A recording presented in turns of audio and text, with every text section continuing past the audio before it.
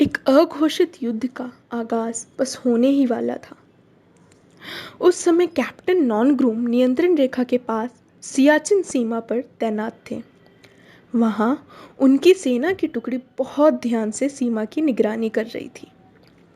जैसे ही युद्ध शुरू हुआ, उनकी टुकड़ी को कारगिल मोर्चा संभालने का आदेश मिला। आदेश आया कि नॉनरम में मोर्चाबंदी की जाए।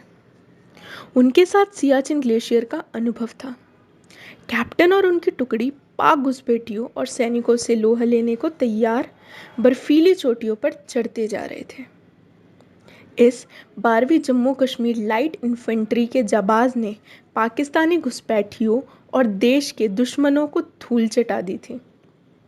रास्ते बहुत ही दुर्गम और हवा एकदम बर्फीली, पर वे आगे बढ़ते गए। कैप्टन ने अपने साथियों का खूब हौसला बढ़ाया और वह सब बहुत ही दिलेरी से लड़े। कैप्टन ने एक एक को चुन चुन कर मारा, लेकिन 1 जुलाई को वह दुश्मन की गोलियों का शिकार हो गए।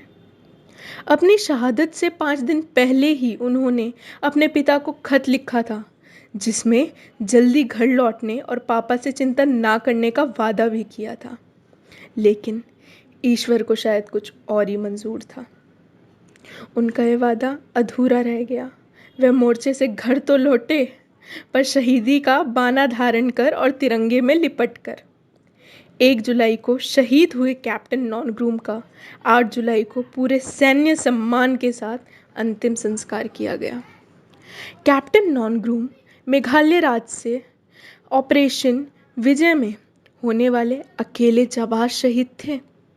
उन्होंने युद्ध भूमि में अपनी सूझबूझ और रणनीति का परिचय देते हुए दुश्मन को तो चकमा दिया ही, और साथ ही साथ अपने साथियों के मन में देशभक्ति की अलख जलाए रखी।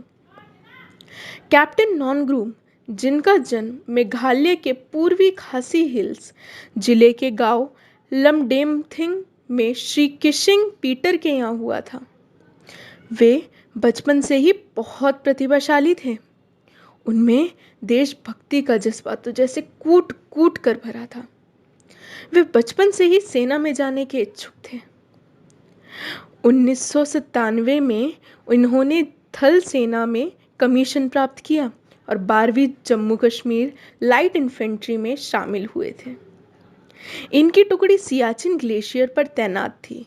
वहीं से इन्हें युद्ध छिड़ने पर कारगिल भेजा गया था, जहां पाक घुसपैठियों से जूझते हुए कैप्टन ने शहादत का इतिहास रचा।